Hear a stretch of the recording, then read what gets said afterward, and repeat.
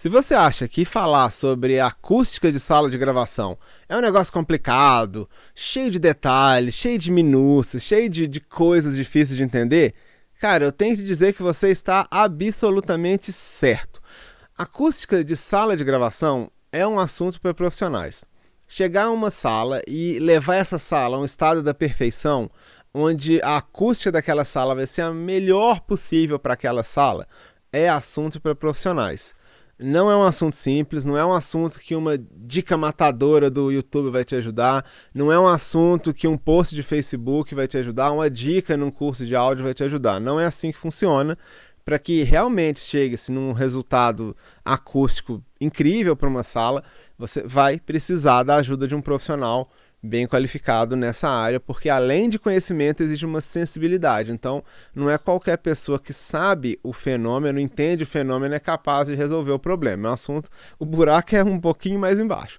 Então, meu objetivo nesse vídeo é te mostrar alguns fenômenos acústicos que você precisa prestar atenção, porque se eles estiverem muito pronunciados na sua sala de gravação, a gente tem que pensar alguma solução. A melhor solução sempre é você trabalhar com um engenheiro acústico, alguém realmente especializado na área, que vem e resolve para você isso. Mas isso muitas vezes custa caro. Essas soluções costumam ser bem caras. Funciona, fica perfeito, mas não é barato. E aí a gente acaba improvisando. Como eu estou fazendo aqui, fazendo um pouco de improvisação aqui na minha sala. Eu vou te mostrar essas improvisações, te mostrar a lógica por trás desses painéis, por exemplo, que estão aqui atrás de mim, e esses outros que estão menos visíveis, mas eu vou falar sobre eles.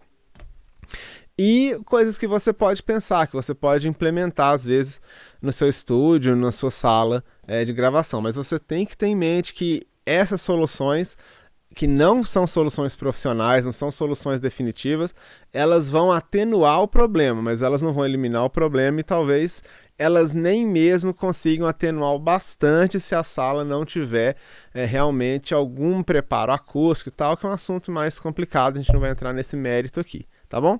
Então vamos lá, o que a gente vai falar aqui? Eu vou te falar de quatro fenômenos acústicos que você deve prestar muita atenção. Eu diria que podem ser 3 ou 4, depende do ponto de vista, porque alguns são próximos entre si. Primeiro, onda estacionária. A gente vai falar também sobre a reverberação, propriamente dita, o eco. E eu vou falar sobre a ressonância. Tá? Vou falar sobre... Então, são 3 coisas. Porque reverberação e eco são meio primos, como eu vou te explicar daqui a pouquinho. Eu vou falar sobre ressonância. Pra gente que grava bateria, que toca bateria, ressonância é muito importante a gente entender isso, tá? É muito importante. Vamos lá. Onda estacionária. O que acontece? O som está propagando aqui nessa sala, ou em qualquer sala, e aí a onda sonora bate na parede aqui. Essa parede, ela é lisa, então ela vai refletir a onda. E vai refletir, veja bem, praticamente todas as frequências vão ser refletidas. Talvez as frequências graves, ela tenha uma tendência de continuar e atravessar a parede. Então uma parte da frequência grave vai atravessar essa parede, vai seguir a vida dela aí, parede afora. Mas uma parte do grave volta. Mas as frequências médias e agudas, elas vão ser majoritariamente, principalmente refletidas. Então vai bater aqui, vai refletir. Quando chegar ali, vai ter outra parede lisa, paralela. Então ela bate e volta. E dali ela volta, e fica esse ping-pong aqui, né, cruzando frequência nesse sentido e nesse sentido também. Esse cruzamento ele gera um efeito chamado onda estacionária, que na mixagem não é muito difícil de ouvir não, e é engraçado, ele forma um som que mascara a sonoridade dentro da sala, é um negócio curioso. A gente vai lá no mix, no equalizador, corta a onda estacionária e parece que tudo fica mais nítido, fica mais definido. Ele não é um fenômeno que você ouve a princípio. Depois de fazer isso muitas vezes, só de ouvir um som de bateria, você já está ouvindo ali a estacionária, você já fica treinado. Mas na primeira, segunda vez que você vai fazer isso, você não vai notar. Mascara, realmente causa um mascaramento das frequências e deixa o som menos nítido. Como a gente resolve onda estacionária? Bom, é um assunto para profissionais, como eu disse, eu vou te falar uma solução mais simples, assim, meio que improvisada, tá? Usando, por exemplo, barreiras acústicas, tipo esses painéis enormes aqui. Por exemplo, ali tem a conga, aqui tem um amplificador de guitarra. Enfim, essa sala não está totalmente, como é que eu posso dizer, vazia, só com kit de bateria. Tem outros objetos aqui. Porque quando a onda sonora bate, por exemplo, vamos dizer, nesse microfone aqui, uma partezinha da onda sonora reflete do microfone e uma outra parte passa em volta do microfone, uma outra passa aqui em volta, uma reflete nesse ângulo do microfone e vai ali no teto, enfim. Então, quando você começa a posicionar objetos dentro de um estúdio, você tende, entre aspas, a eliminar a onda estacionária. Você não vai eliminar, mas você pode minimizar o seu efeito. Então, ter um estúdio totalmente vazio, com um kit de bateria e mais nada, é lindo para filmagem. Nada fica mais bonito do que isso, concordo. Mas é a pior situação acústica se a sala não for tratada. Lógico que para profissionais eles vão ter outras estratégias, vão colocar um certo tipo de cobertura nas paredes, enfim, tem toda uma conversa profissional para isso. Vamos usar espuma, né? Aqui no teto, acho que não dá para ver, depois eu posso mostrar. Aqui em cima tem espuma no teto e o teto ele é inclinado, o teto ele não é paralelo ao piso, o teto faz um ângulo com o piso, né?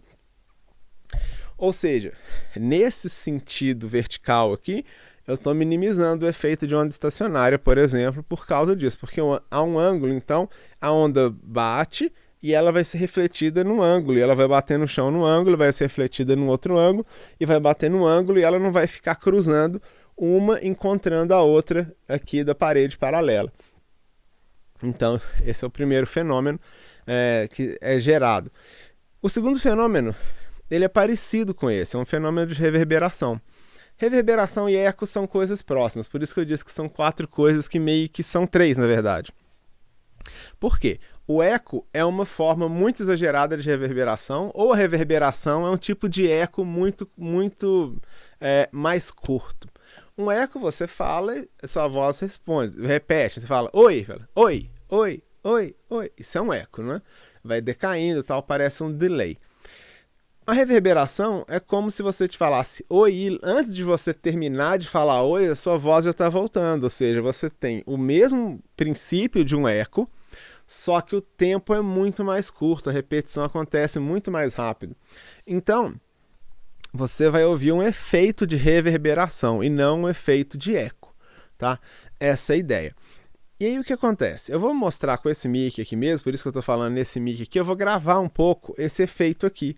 Porque esse efeito é proporcional ao tamanho da parede, da sala, as proporções da sala, a cobertura da parede, ou seja, paredes lisas, como essas daqui, tendem a predominar, favorecer, por assim dizer, esse tipo de reverberação. Paredes com muita cobertura, tipo espuma, pano, esse tipo de coisa, tendem a inibir esse tipo de efeito.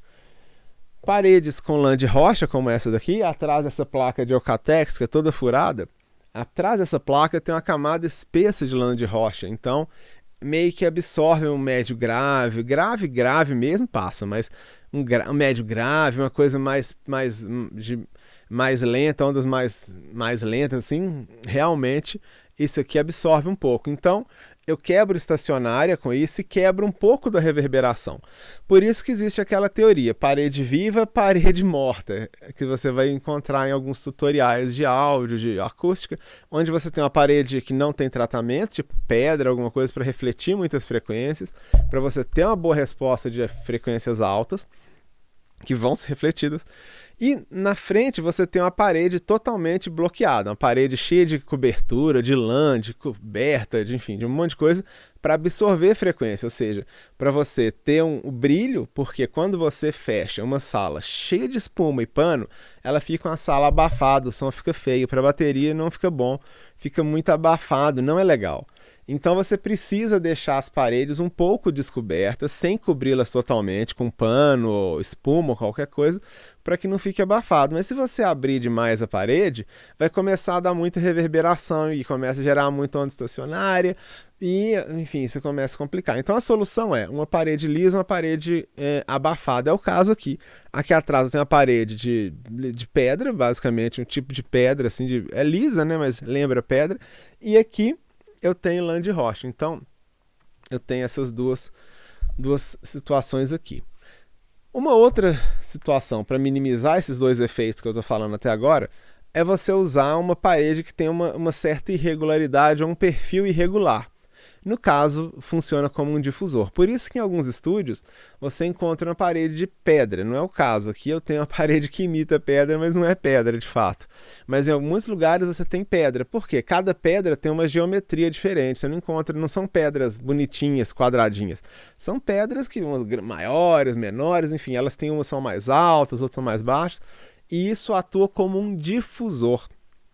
Isso também você encontra painéis difusores para comprar. Eles costumam ser um pouquinho caros e eles têm a mesma ideia, né? A ideia da onda bater e ao invés dela refletir inteira, ou seja, bateu tudo ali na parede, volta tudo, bateu na parede e a onda dispersa. Ela vai ser refletida em diferentes direções e isso vai minimizar os efeitos da reverberação e os efeitos também de formação de onda estacionária. Beleza? E o terceiro fenômeno, quarto, se você quiser entender assim, é o fenômeno da ressonância. Eu vou mostrar daqui a pouquinho ali, tá? Eu vou demonstrar aqui esse lance da reverberação. Você já deve ter escutado esse som. Quer ver? Eu vou virar esse mic para a parede e você vai entender. Eu vou bater palma, você vai entender direitinho.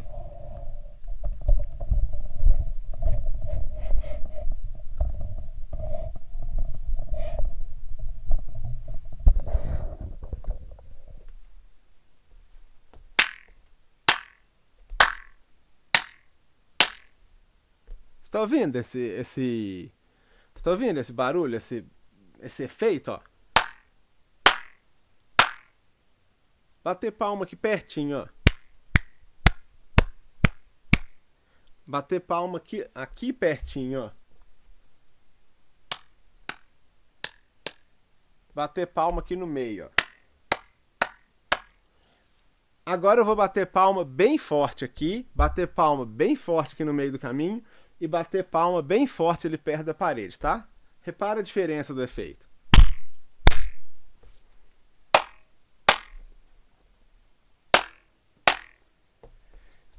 Vou fazer a mesma coisa, só que agora eu vou bater palma suave, um pouco mais suave. Vou bater palma suave aqui, bater palma suave aqui no meio e aqui na ponta, tá? Saca só.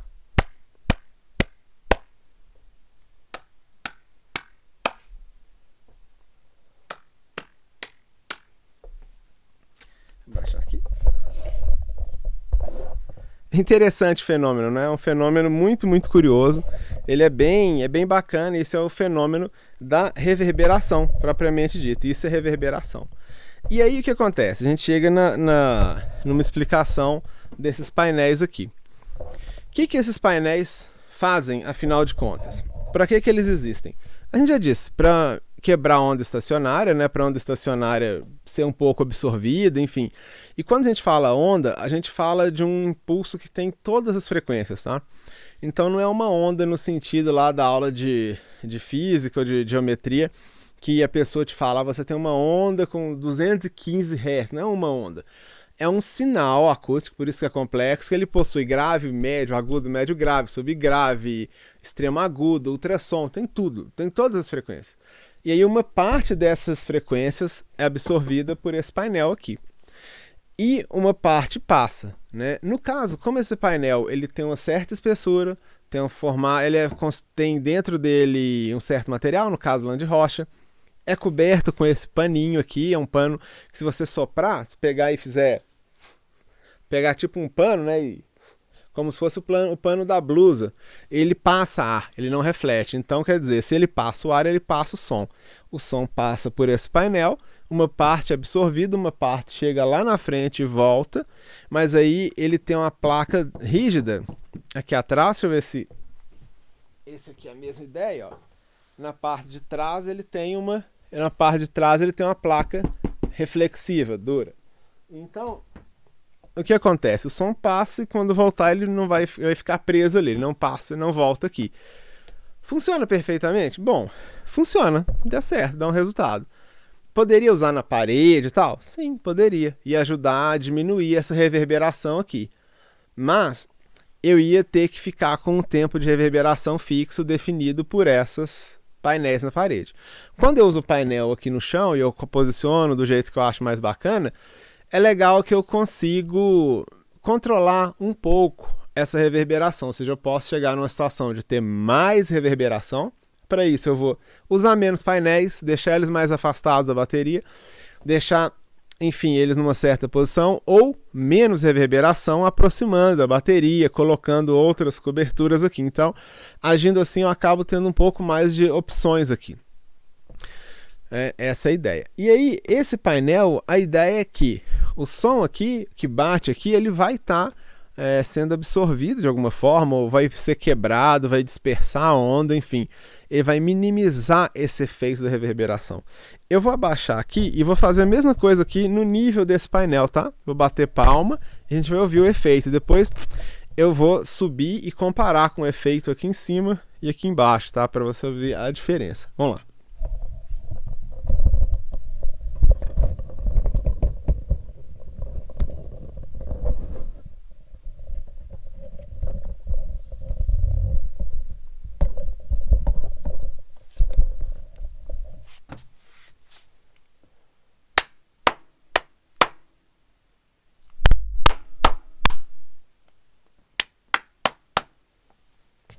Colocar um pouco mais para trás ainda, ó.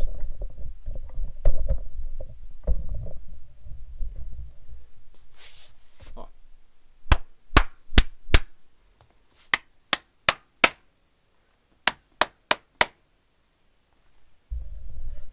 Aproximar para você ver o que acontece quando a gente chega perto dele, ó.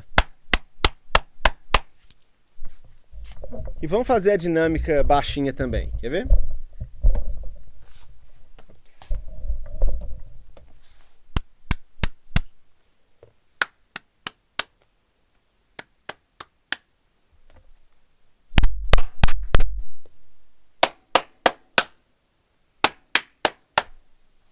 Vamos subir o mic?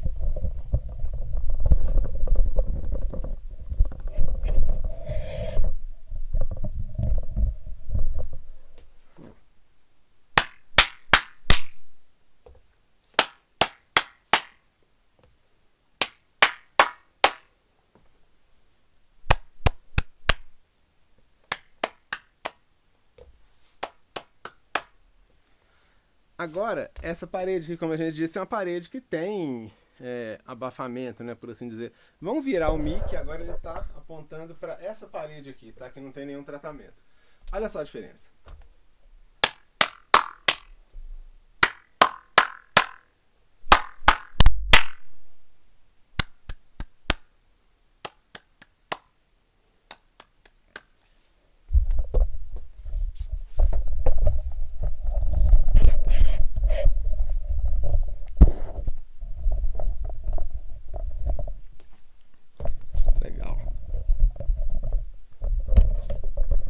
Bacana a diferença, né? Faz uma diferença interessante. Quando a gente usa esse painel, aqui melhor.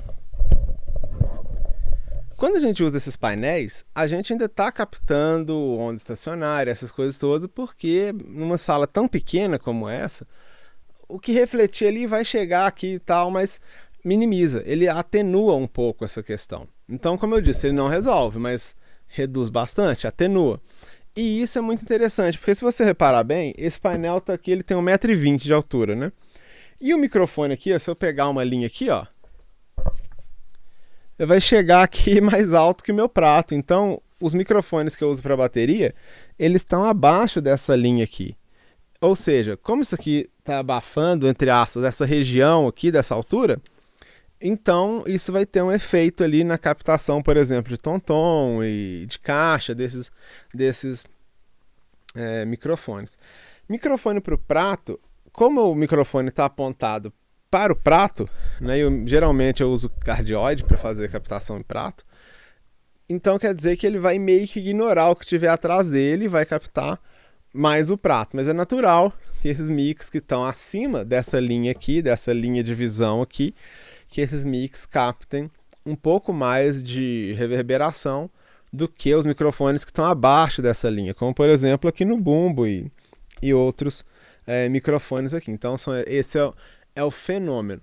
Então esses painéis, aproveitando que a gente está falando sobre isso, eu tenho um outro painel aqui, você pode fazer do tamanho que você quiser. Esse painel é o seguinte.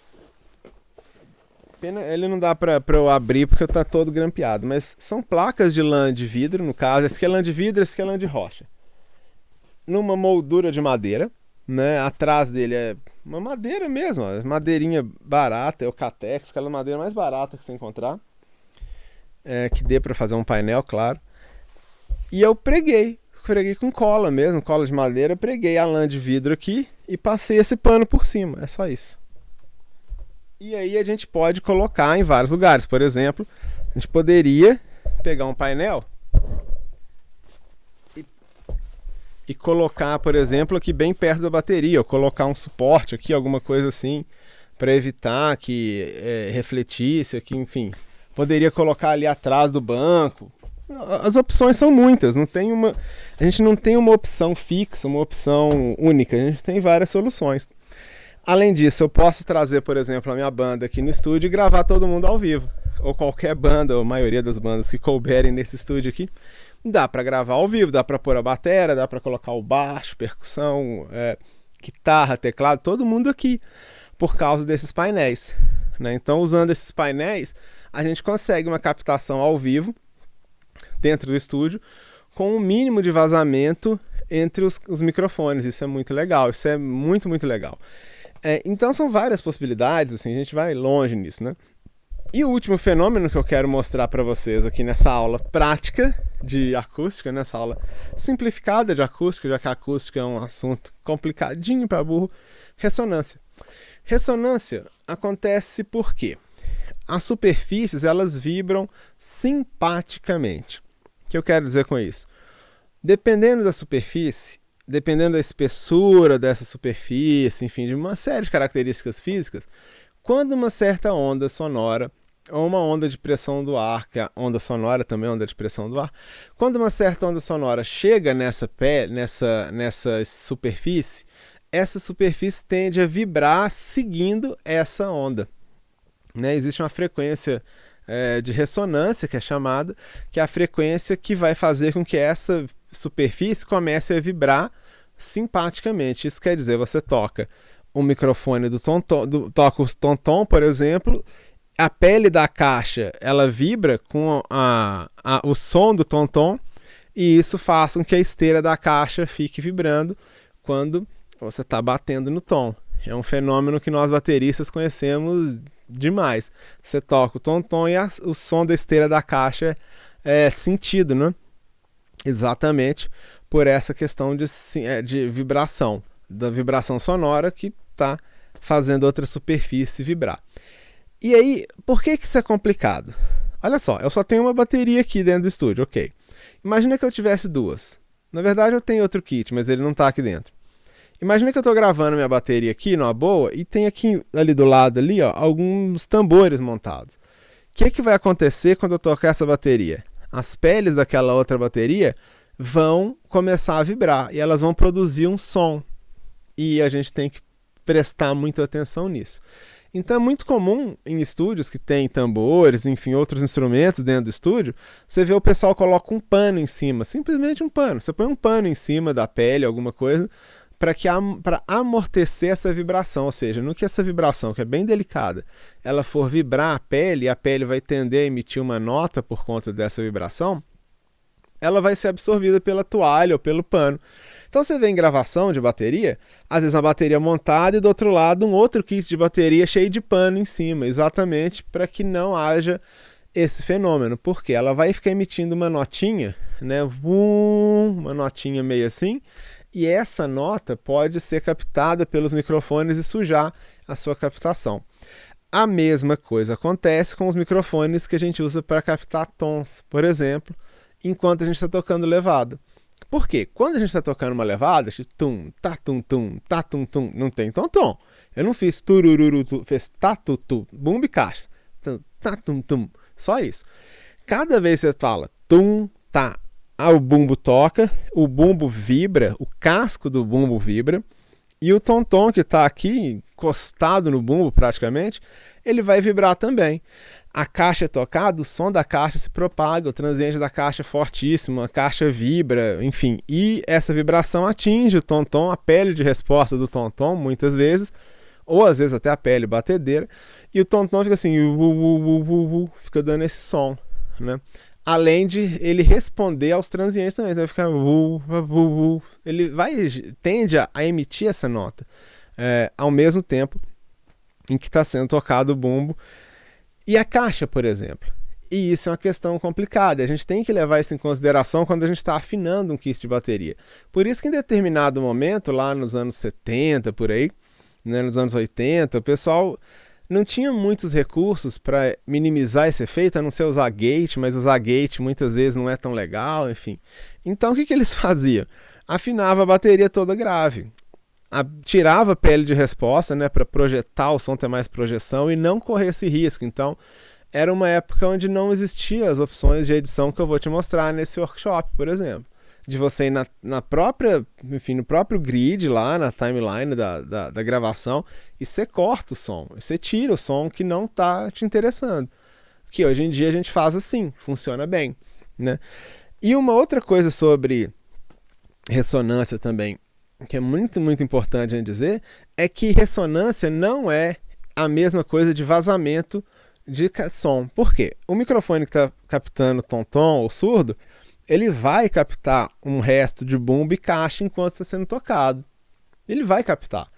Ele vai captar porque é um microfone, ele está ligado, ele não é um microfone inteligente que só vai captar quando o tom for tocado, a não ser que você use um trigger ou alguma coisa do tipo, uma solução mais sofisticada.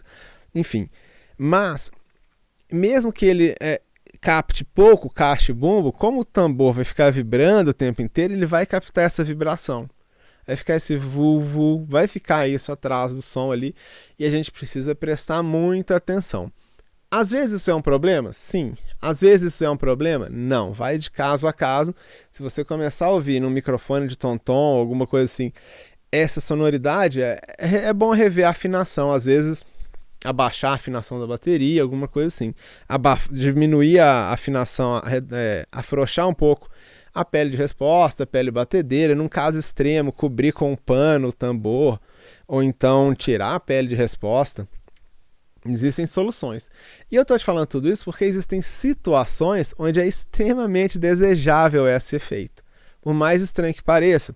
Quando a gente grava, por exemplo, jazz, por exemplo, bossa nova, samba, um samba mais fino, assim, tipo um Emílio Santiago, uma coisa mais sofisticada, né?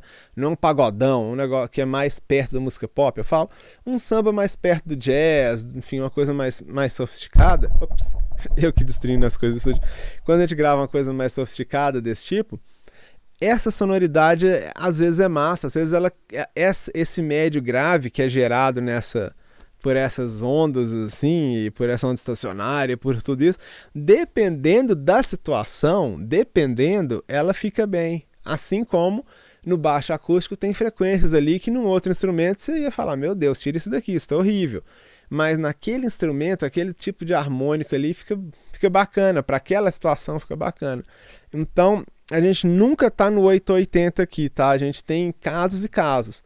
E eu tô te falando dos principais casos. Deixa eu tentar gravar, vamos ver se esse mic aqui é sensível para captar isso. Aqui no ouvindo é muito fácil, tá? Eu vou tocar aqui um pouquinho o tambor, você vai ouvir a esteira da caixa. Vou tirar a esteira da caixa, vou desligar. Aí eu vou tocar o tambor. Talvez você não escute, mas se eu fizer isso aqui, se eu bater palma ou falar perto do tambor, você vai ver que meio que o tambor vai responder a isso, gerando um som ali, equivalente, tá? Vamos lá.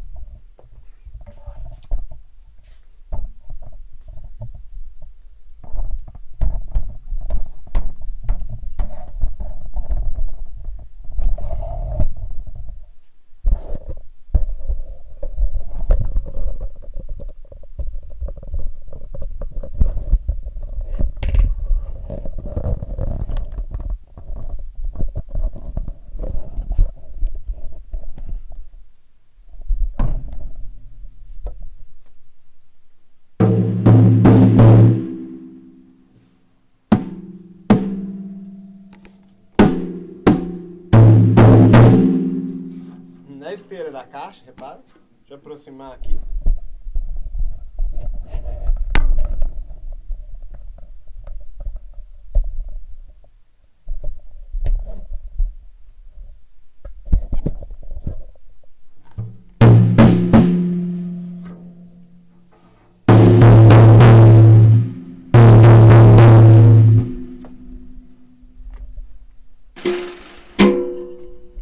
Sem a esteira da caixa.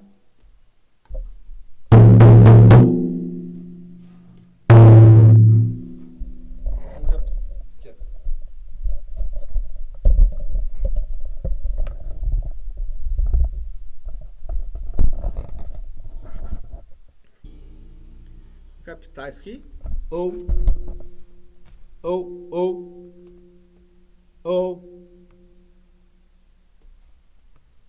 Ei.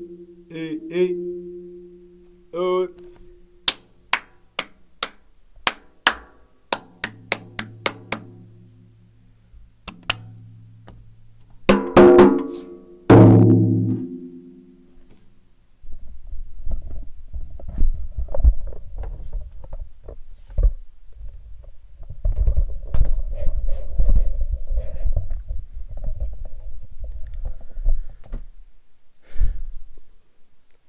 É isso, pessoal. Espero que vocês tenham gostado dessa aula, um pouco mais longa, mas ela é necessária. É necessário que a gente fale disso com um pouco de calma, um pouco de tempo mesmo, porque esse assunto não é um assunto simples, tá?